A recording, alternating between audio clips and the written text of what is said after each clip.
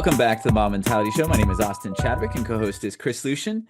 And today we're picking up our series on, principles. In particular, for this series, the Agile Manifesto Principles. So we're going in backwards. So we did, kind of team reflection, self-organizing teams.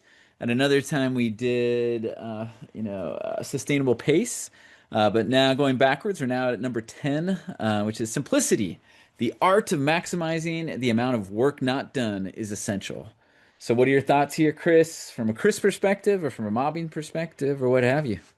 Yeah, I have all sorts of thoughts on this. I think that a lot of people know me as a automator, and so there's definitely the scenario where somebody gives me a task that that they ask me to do often, and I think one thing that's kind of interesting is like rather than say like a flat out no, that'll be a waste of my time. Often I'll say sure, and I'll do it like once or twice, and then I'll automate it.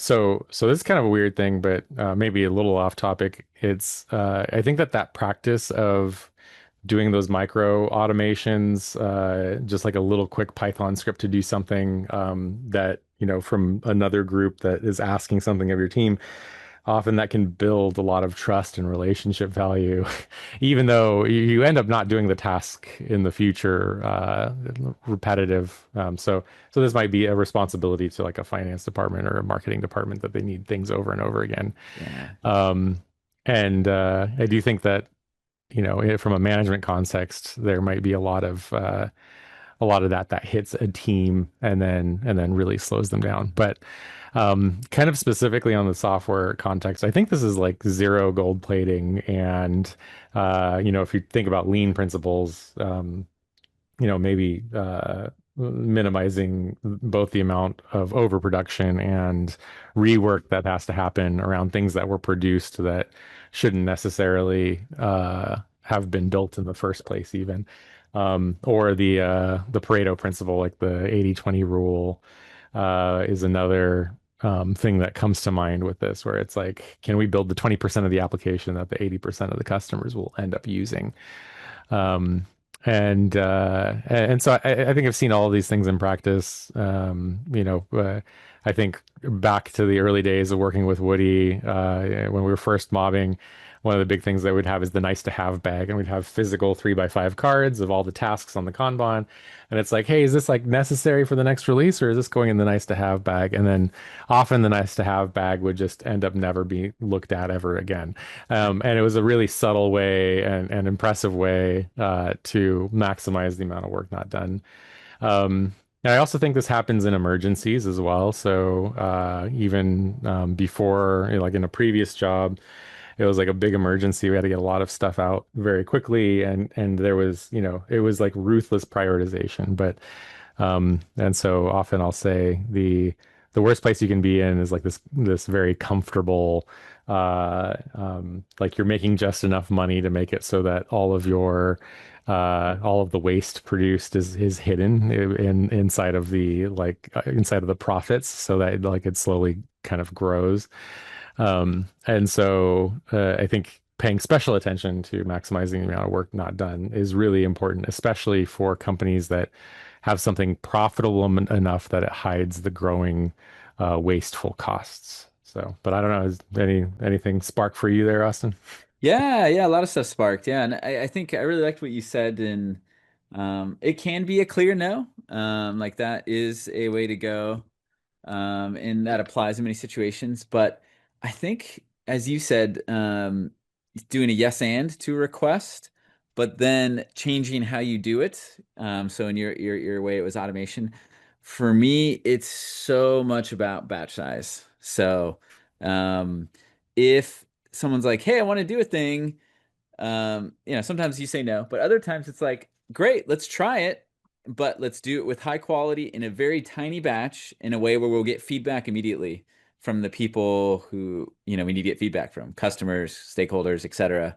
Yeah. Um, and so, typically it's not any longer than a day experiment, that is lost. And sometimes it can be quicker, sometimes it takes a little bit longer. Um, and I think once you do that, um, a lot of what they thought they needed fades away. You know what I mean? We needed these 20 screens. Oh, wow.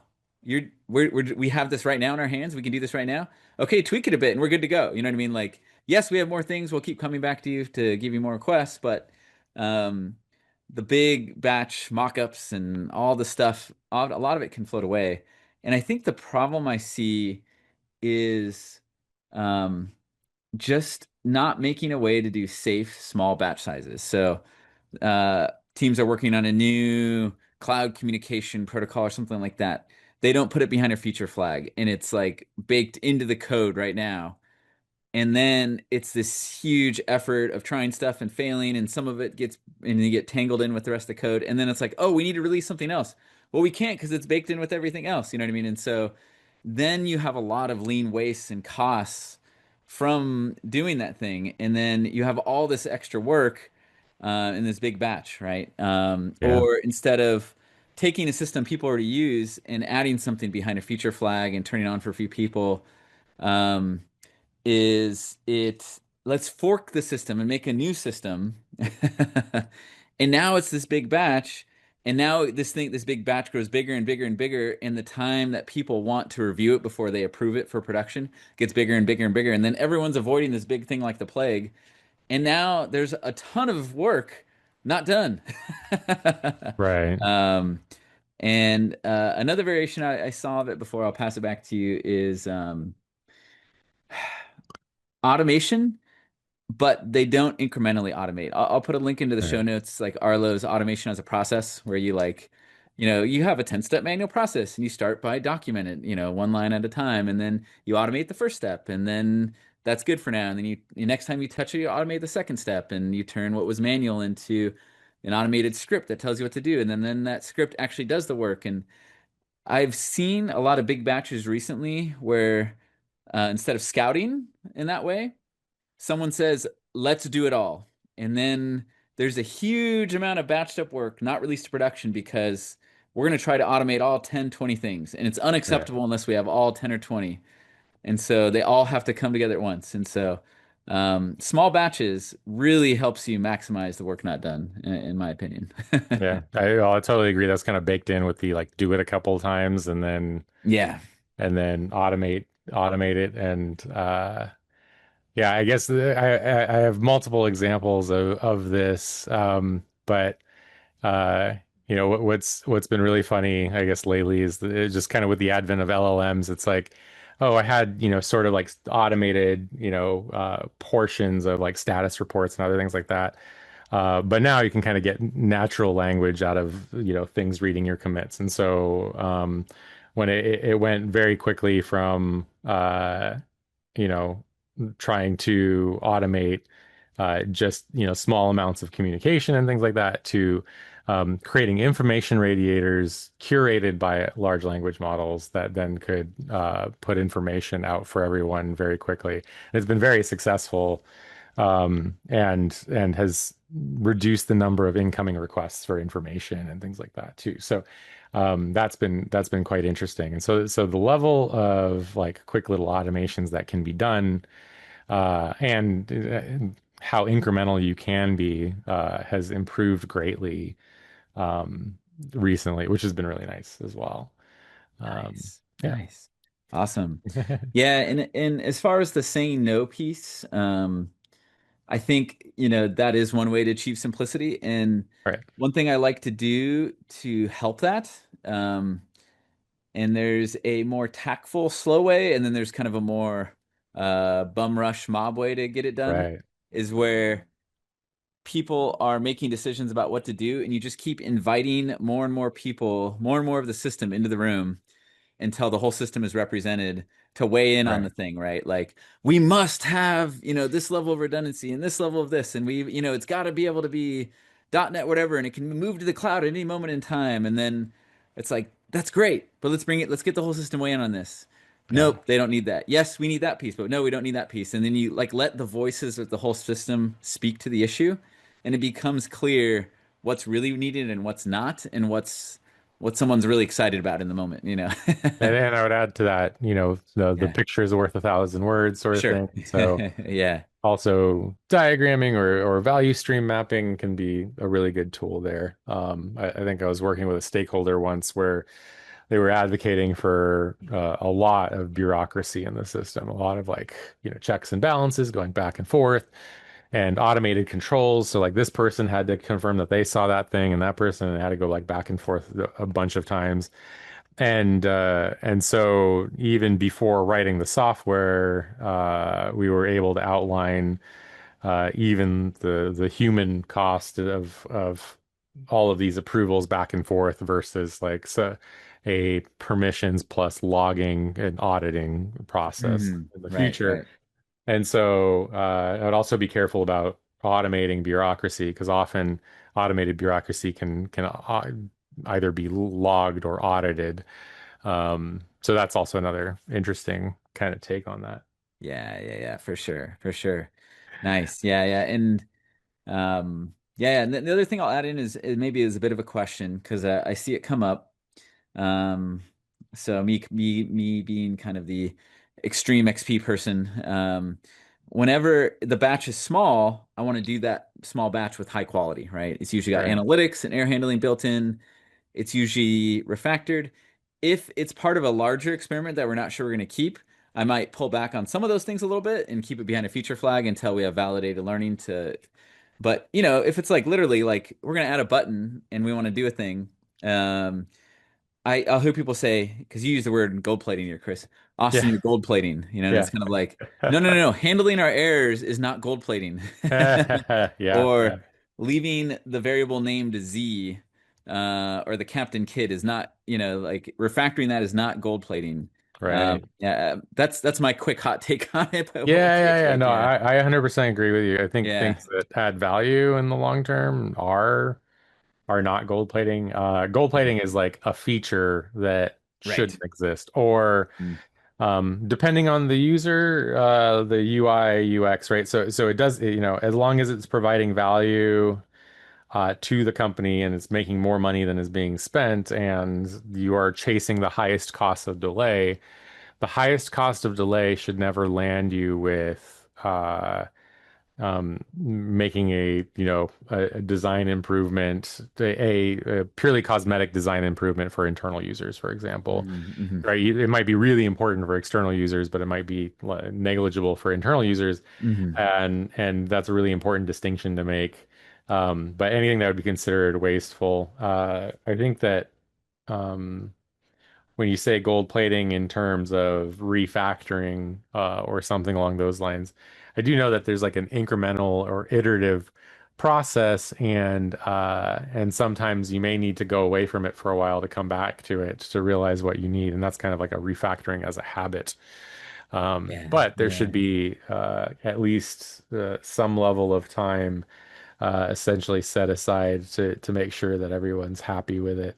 And that budget could grow or shrink depending on the habits of the team. But yeah, Yeah, yeah, yeah. Yeah, awesome. Yeah, yeah, yeah. I think I'm with you that the gold plating fires for me when the feedback from the field or analytics is no one cares about this, and they were like, but let's do this more. Let's do more of this right. feature, more of this feature, And that's or that's an important point about yeah, analytics in general is yeah. as often as you can measuring whether or not you use the feature at all. Hmm. And I'll admit that I don't do this as often as I should. But it is really important to just understand for yourself whether a chosen path really is that useful at all anyway. And maybe it's taking care of 1% of users, but maybe that 1% of users making up 80% of revenue, and then it's valuable, right? So Right, it's right. all a Yeah. balancing act, and that's why Yeah. saying like what really is the cost of delay for this thing is like such an important question. Yes. Yeah, big time. Yeah, yeah, definitely. And yeah, I think actually one more thing I'll share is, I would think there would never be a time that I would call refactoring gold plating. But I think I am pretty ardent in the scouting rule in that, um, so if we do take on a bigger batch behind a feature flag to get validated learning, yes, we're going to clean it 100% before we move on from that thing and go to something else, right? Right.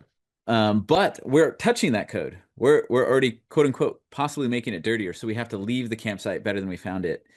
What I don't like is we're not even touching this code. It's completely unrelated to anything we've touched recently, and let's go in and start refactoring something over here.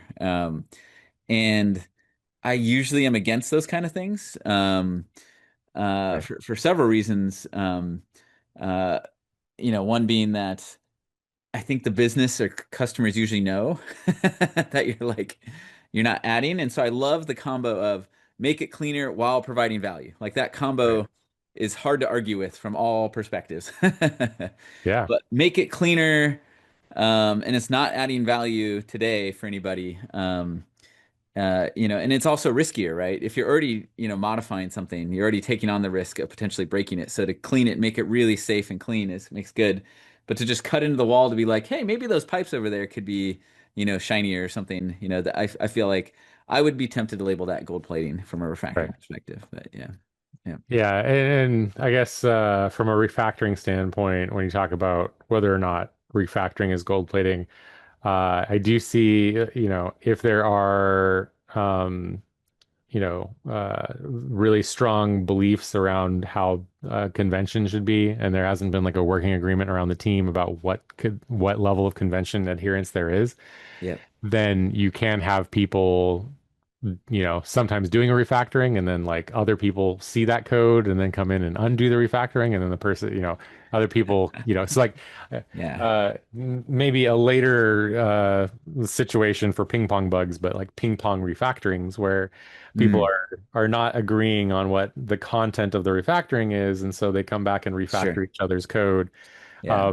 It's probably more rare than ping pong bugs are, but I Yeah. would wager that there's Yeah. been quite a bit of waste put into refactoring to something, and especially I think I have seen this before where um, especially in JavaScript code, it's like I'm going to use a callback. No, I'm going to use a promise. No, I'm going to use an async await. No, I'm going to use, and so I think I see in JavaScript where there are really strong beliefs about how to do an operation, and people will come in and refactor each other's code and like undo what they just did in the refactoring. Yeah. And catching that is really hard because the functionality doesn't necessarily change and there are unit tests in there. But I think it's coming to, finding those working agreements and like it's okay to be opinionated, but be opinionated with consensus is probably a reasonable thing to be striving for. Yeah. Yeah. Exactly. And I mean, I think.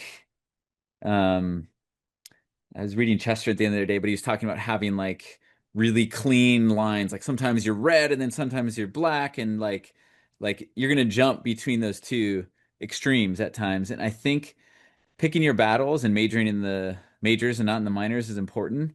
And I think that's probably debatable where the line exactly is. But for example, async await versus JavaScript waterfall versus callbacks and all that stuff, in all honesty, there are clean ways to do each pattern. You know what I mean? And so to be Right. open-minded to hold on to your principles, but step into a different, more functional way or more OO way, but Yeah. still hold on to those core principles and make it clean. Yeah, you're right. You don't want to have seesaw refactorings that are trendy or the refactoring difference is trivial, right? Right. The cleanliness difference. Like I've seen that as well with services in Angular versus NGRX versus RxJS. Like people come and be like, "Oh my gosh, this is terrible. The code reads like C++ or C sharp. We need to make this RxJS or NGRX." And it's kind of like, sure, fine, but it was clean the way it was before. There's nothing Right. wrong with not using, a framework. You Right. know, when a simple service and some simple caching works or something like that, um, yeah. So make sure that it really does, kind of going back to the Covey Seven Habits thing. You're If you are going to do the work, make sure it stems from valid principles and not a tech trend or a slight enhancement, like uh, you know using a link query versus something else when either are clean. Like, oh, Right. let's go change everything to link queries. It's like maybe as we're changing them, but is that really the hill to die on? You know what I mean? Like, are there clean ways to write that code without the link query, and is it fine? Right.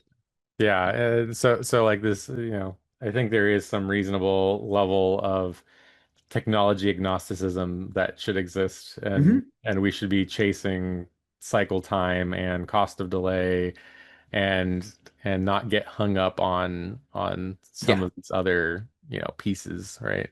yeah, yeah. Um, Yeah, and I guess to get real concrete, there is some ancient JavaScript, un completely untested and very hard to test, but I figured out a way to test it in an ancient, I think it was an ASP.NET or something app.